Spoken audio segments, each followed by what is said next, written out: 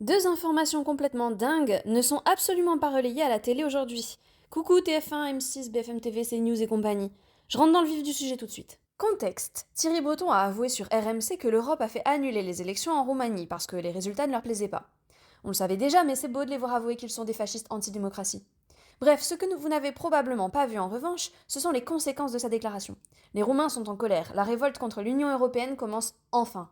Des dizaines de milliers de manifestants descendent dans les rues et à raison pour manifester contre l'annulation de leurs élections. Et ils ne sont pas les seuls à enfin ouvrir les yeux sur la dictature européiste. Thierry Breton n'avait pas hésité à avouer que si les Allemands votaient mal lors de leurs prochaines élections en février, me semble-t-il, ils n'hésiteraient pas à faire de même et à annuler les élections allemandes. Et là, les Allemands non plus ne sont pas contents. Je pense que les Allemands qui ne savaient pas pour qui voter vont vite être convaincus que c'est pour leur bien de voter contre l'UE. Belle balle contre son camp, Thierry. Parce que si l'Allemagne vote pour le parti de l'AfD qui est pour leur sortie de l'Union européenne et qu'ils parviennent à en sortir, ça va faire très mal à l'UE. La deuxième info qui passe sous le nez de nos journalistes va encore faire croire aux complotistes qu'ils avaient raison, oh là là. C'est au sujet du réseau pédophile en Angleterre. L'ancien député travailliste Ivor Kaplan, âgé de 66 ans, a été arrêté à Brighton par la police pour pédophilie. Ce n'est pas grâce à la police, mais suite à une opération d'infiltration menée par des citoyens chasseurs de pédophiles qu'il a pu être arrêté.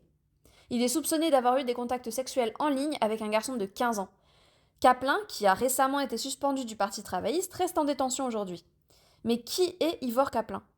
Vous savez, c'est celui qui critiquait Elon Musk quand il a dénoncé l'inaction du gouvernement face aux gangs pakistanais qui des petites anglaises. Comme c'est bizarre. Bon. Oh alors. Eh bien, ce monsieur Kaplan est membre du Parti travailliste, le parti de Keir Starmer, le Premier ministre tant contesté. Et voilà, il n'y a plus de questions, il n'y a plus de réponses. C'est pratique. Oh, ils s'embêtent pas, hein. Hop, ni vu ni connu, je t'embrouille, il n'y a plus de questions, il n'y a plus de réponses. Oh là là, après ça, les complotistes vont encore dire qu'on est dirigé par des pédophiles qui sont mis au pouvoir pour que des forces supérieures qui savent tout sur eux puissent les faire chanter. C'est malin, ça.